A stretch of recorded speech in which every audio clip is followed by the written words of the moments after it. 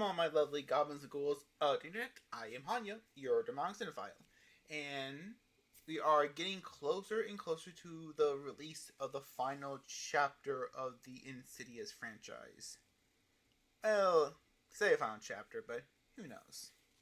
And I thought it would be a fun little time to go back and rewatch the old films and see how they kind of hold up. The first Insidious, I kind of consider it be a classic. It's one of the few films I think I've seen more than once in a theater, because I don't really go to a theater. I don't really have the money just to go to constantly going to see the same film. But I think this is one of the few times I have seen the same movie more than once. And I really do love the first Insidious because it's one of the few films that actually can truly, I don't want to say the word scare. It doesn't scare me. It doesn't really freak me out. The thing Insidious does, more especially the first one. The other ones not so much, as far as I can remember. What the first Insidious really does, really great, is the movie is unsettling. That's the best way to describe the film. It doesn't feel safe. It doesn't feel comfortable. It feels like something is always lingering in the background, into the shadows, waiting to come and attack you along with the characters. And it really goes well with James Wan and his crew. Whoever did the cinematography. Bravo. I love the way this film looks. But then it also kind of irritates me because on these last few rewatches, before I made this video, is I really noticed how blue the film looks at times. And while I do love it, it also kind of just like, it's in shots where it doesn't feel like it needs to be, and it can go back to that more grayish tone. Because the film does have a fun little, not fun, what I'm trying to say. It does have a good color tone, where it does have that naturalist color, but it's just saturated down enough where it feels gray, it feels bleak, a good way to match the emotions of our two main leads. Speaking of characters, let's talk about the characters real quick. So our first character is I literally just watched this film. Why am I forgetting the name of the characters already? Give me a second. For our main characters, they got Patrick Wilson and Rose Byrne as Joss and Renee Lambert.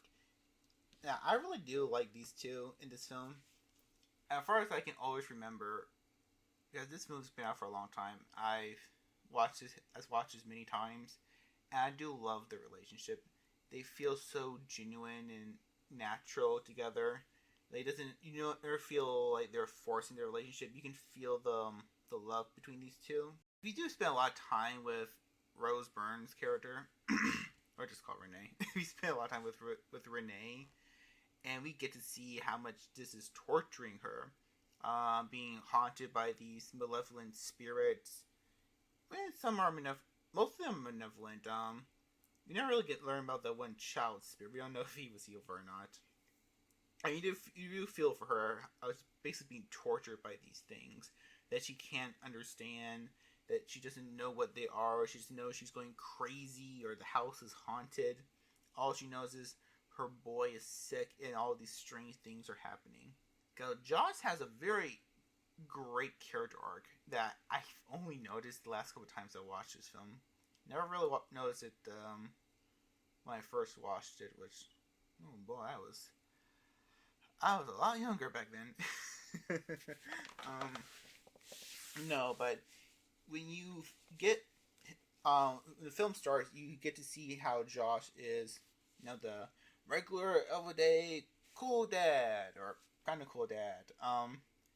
But yeah, you see how when everything kind of starts up the house, he's avoiding it. And you get this argument where he's like, I'm just dealing with my own way. But you can see he's scared, but he doesn't know how to help.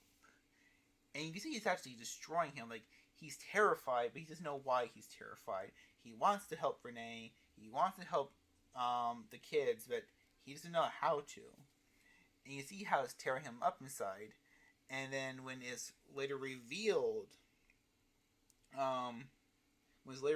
like, basically the last 40 minutes of the movie, that, oh, he's like his son, this all happened to him as well. This is one of the good things about the film is the music score. The music swells in such, well, insidious tones that it pulling your heart, is dragging you deeper into the mystery, and it's so fucking good. I will always jerk off this music. I love the music choice in this film. Yes, it kind of goes on a little bit cliche with these loud, bombastic horror stings and violins. But it works because it's never a fake scare. It's never like, oh, I'm walking, the music's swelling up, and this person walking throughout the corner, and they run into their friend, or they run into a dummy. You know, those fake dumb scares that you see in basically any horror movie released in January. But no, none of the scares are fake. Like, whenever that music comes, you know something's going to happen, and you know it's going to be important, and it's going to be terrifying and actual threat. And just to, because we're talking about that scene real quick, that is probably my favorite scene throughout the whole movie. There's a lot of awesome scenes in this film, but that scene where it is revealed, you know what, spoiler, this movie's over 10 years, this movie's over 10 years old.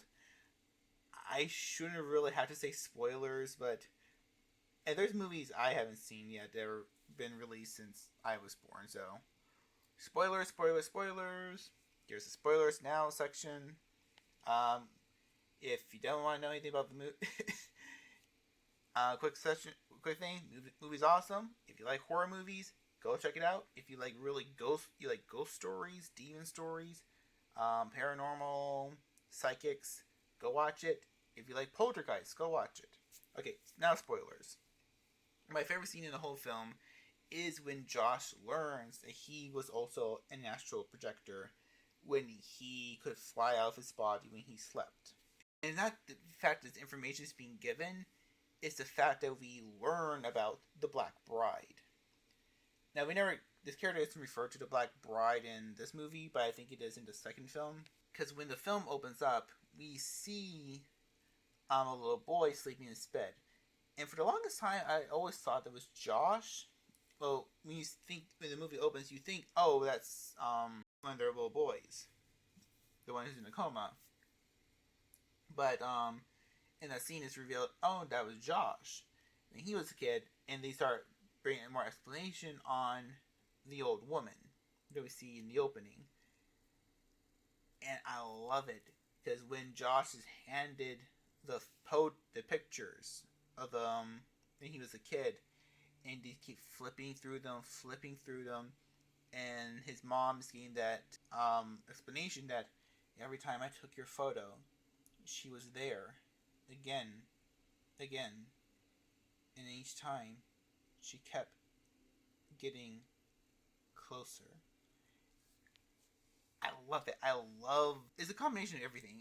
It's not just, it's the acting from Patrick Wilson and Rose Byrne, their reactions to the photos. It's, what's her name? Barbara Hershey? Who played, Josh's mother. It's her exposition. It's, like I said, it's that fucking music. It's like, just doing this perfect thing. But it's the images, because you can see how close this spirit is getting closer and closer to Josh. And I don't know, because it's a kid in danger, but whenever we get to that last photo and you see her hand reaching out to touch him, my heart always swells. It feels like something is coming back from hell to grab my heart and is holding me in my seat. It's perfect. That is the perfect scene. Probably one of my favorite scene out of this whole movie. Favorite scene probably out of this whole franchise. The film is awesome. The color tones are awesome. The music is awesome. The acting is awesome. Oh, we do need to quickly talk about the most iconic thing this film has brought out. Well, two iconic things. Let's first mention the demon.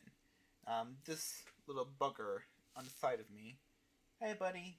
I think Lucifer wants you back in hell sometime soon. You just gotta stop messing with these kids. You need to do your job. You need your job. Okay, but serious though. I love this demon, which you wouldn't know if you only watched the film, but if you listen to the the DVD, Blu-ray specials, this entity is always is referred to as the lipstick face demon, and you can kind of tell because when it's in that scene where it's sharpening his claws, you see a little bit of lipstick and makeup there.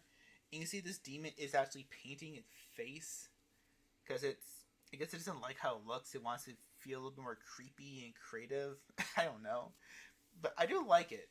For the longest time, people were calling this Darth Maul, but nope, his name is Lipstick Face. Kind of makes it less scary. But no, I really do love this demon as basically as the main antagonist of the film. Because it's implied he lured the kid out of his body so all this could happen. It's implied that he is masterminding or at least controlling the other spirits to some extent. He's the one who directly does the most harm to the family. And I like that this demon never says a word. No, Lorraine, she gives a little monologue about having a dream where she said the demon spoke to her, but it's always in her voice. We never hear the demon speak, and I kind of like that. I hope he doesn't really. If he does talk in the new film, I'd be kind of interesting what he sounds like. But I kind of like he doesn't speak. It's because it has this fully strong presence throughout the whole film. And you can tell because of his fingers, it does that little click, click thing, like it's breaking sticks or something, like it's rusted metal claws. And you hear it throughout the film a little bit.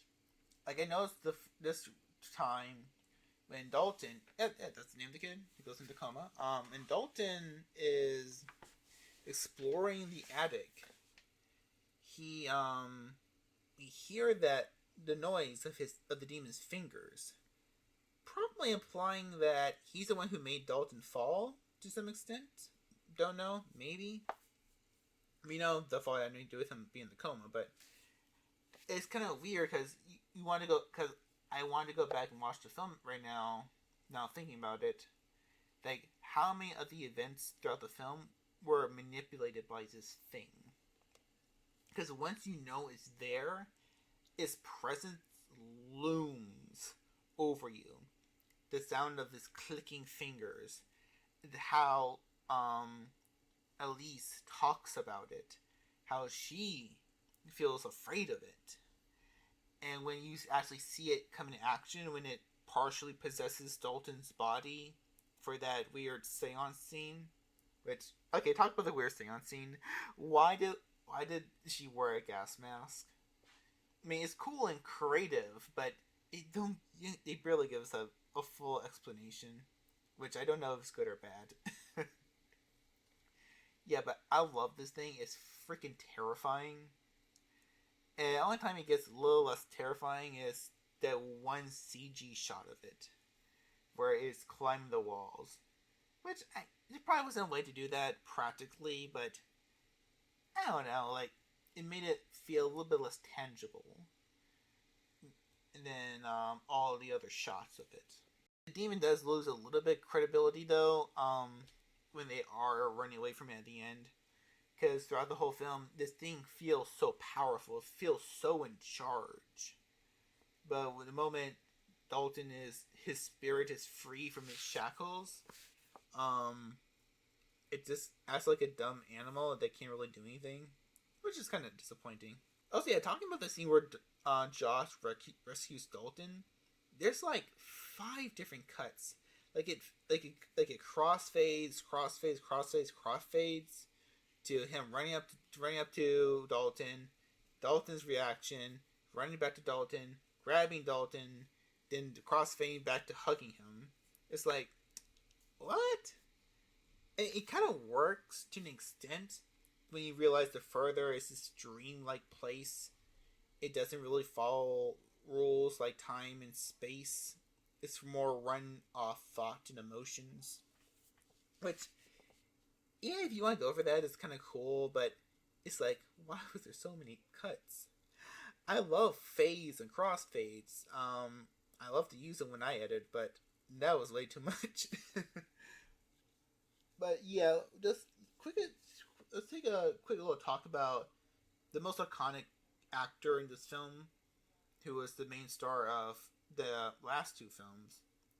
Lynn Shay as Elise Raynor. Now, Lynn Shay's actually been in a lot of things, none that I really noticed. The first film I probably ever saw her in was in Nightmare on Elm Street, which you don't know. She is the teacher in that one scene after Rod gets arrested. She's also a nurse in the first hospital scene and Wes Craven's New Nightmare. So if you want to see a little bit more of Lynn Shay and her little quick appearances, go check those out. But no, Lynn Shay, not Lynn Shay herself, but you know what I mean, Elise. She's such a fascinating character. Now, before this film came out, I watched so many times rewatched the Poltergeist films. I love the Poltergeist movies. I visit them in a minute, but yeah, they're one of my favorite ghost movies. And the character Panjima, I think I'm pronouncing her name right. She is like the go-to psychic ghost hunter. She's that paranormal expert. She who can see into the veil beyond. She's just an iconic character, and Elise almost tops her. I think she could have topped her as that icon if the other films were a little bit better. Yeah, but no, when Elise first shows up, she, kind of like the demon, has this presence to her. She has this very warm, feminine, almost motherly energy when she's addressing Dalton, when she's talking to Specs and Tucker.